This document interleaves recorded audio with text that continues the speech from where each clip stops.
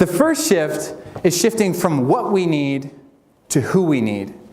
Now, maybe we'll need an analyst. Maybe we'll need a junior accountant. Maybe we'll need a CPA. Maybe we'll need an assistant to help us out and get the work done.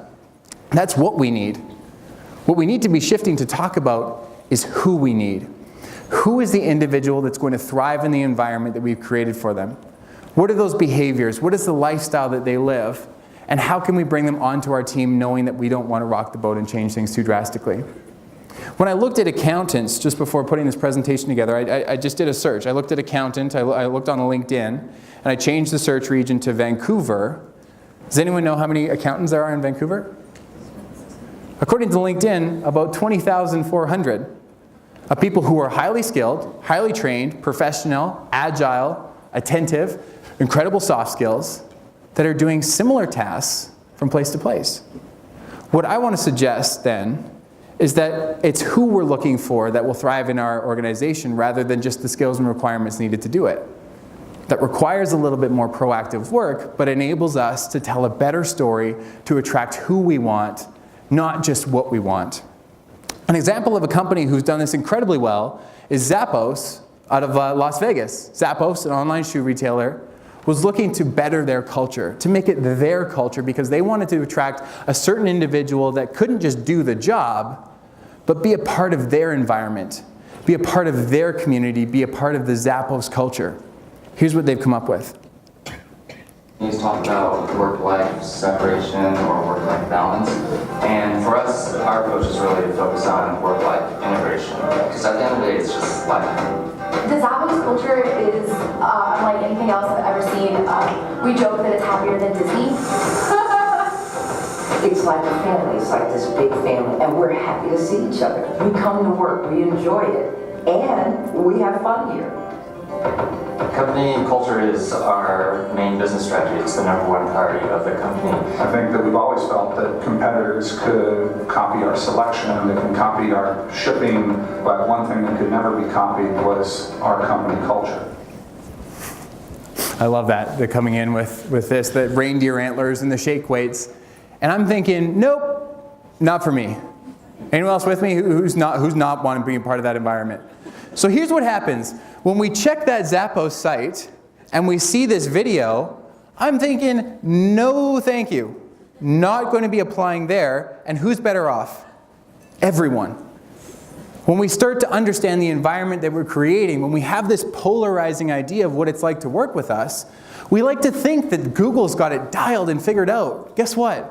Google's got it figured out for Google, right? Zappos has it figured out for Zappos. We spend so much time trying to compare ourselves to companies and organizations that we're not, that we lose sight of who we are. Let me offer you something. When we understand the things that we're not, we start to reveal who we really are. Maybe gnat pods and ball pits aren't for us. Maybe the dog running around the open office concept doesn't work. Maybe remote and flexible environments is not what's going to allow our people to thrive. And what I want to suggest is fantastic. Because again, when we try and be everything to everyone, we ultimately become nothing to anyone. And so I see these articles about the Googles and the Facebooks and the maybe not Facebook, about the Googles and the Netflixes and the great cultures and the places that we see all over the world in Forbes, in Business Insider, in Fast Company. And I sort of compare this to a bit of a postcard. I sort of compare this to that time when I was at dinner with my girlfriend Jill, and we're looking across at that cute little flirty couple who was all like, you know, touching each other on the nose and being super cute. We're thinking like, are we that? Should we be that?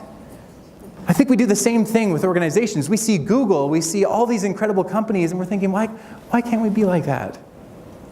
This postcard that we show is only the 1% that actually really happens. We're really good at talking about the perks and the benefits and not really good about talking about the experience, about what it's actually like to work there, about what life is like as a result of the job. And if I can offer an analogy, I want our cultures to be a lot like cilantro. What? Cilantro. Quick show of hands, who loves cilantro? Work with me. Who hates it? Yep, I'm with you. I am with you on that one. Let's try one more. Black licorice? Hands up. If you love it. If you hate it. Perfect. Okay, one more. Pineapple on pizza. Hands up if you love it. If you hate it. How about like Coke or Pepsi? Coke, Pepsi, water because we're in Vancouver, probably. Yeah, that sounds about right.